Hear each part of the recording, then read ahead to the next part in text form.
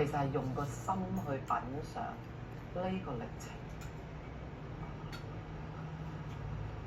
你見到茶葉，佢好似冇生命㗎啦，但係當你放咗落個壺，再沖熱水落去，佢會用另外一個形式嚟呈現佢嘅生命。所以我自己會睇生命就係，即係而家表面上嘅形式，有一啲人離開咗我哋啦，死咗啦，但係佢嘅生命力啦，佢嘅精神啦，其實可以用另外一個形式繼續存在。藝人陳敏儀近年研究茶藝，呢一個工作室係佢過咗身嘅丈夫廖啟智叔留低俾佢，希望佢做自己鍾意做嘅事。智叔喺病房嘅時候，有一日佢就係咁樣同我講咯，佢話呢一度咧唔好再租俾人啦。佢一直都知道我有個夢想，好想有一個茶室，我覺得茶室好靚咁樣。佢就係咁樣同我講話，留翻俾你做茶室啦。咁我都好感激佢啦，即係呢個係佢俾我一份嘅禮物。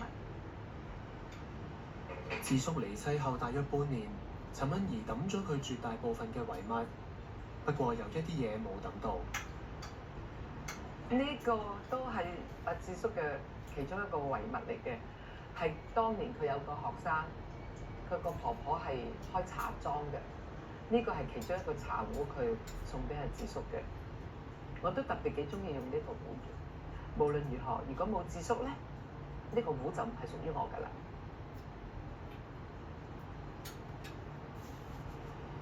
佢設計呢一套嘅手法咧，就專為病人而設嘅。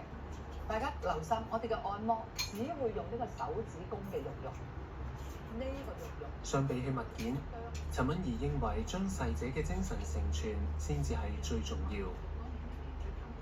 我諗我自己傾向咧，將一個人嘅精神咧，去保存佢，傳承落去，就多過嗰啲嘅身外物，嗰啲嘅物質。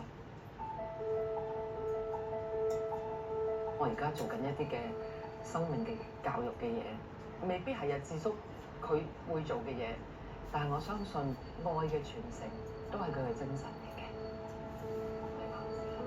當我帶住佢嘅精神繼續擺喺我自己嘅生命裏邊嘅時候，我覺得更加可貴同埋更加有價值同埋意義添。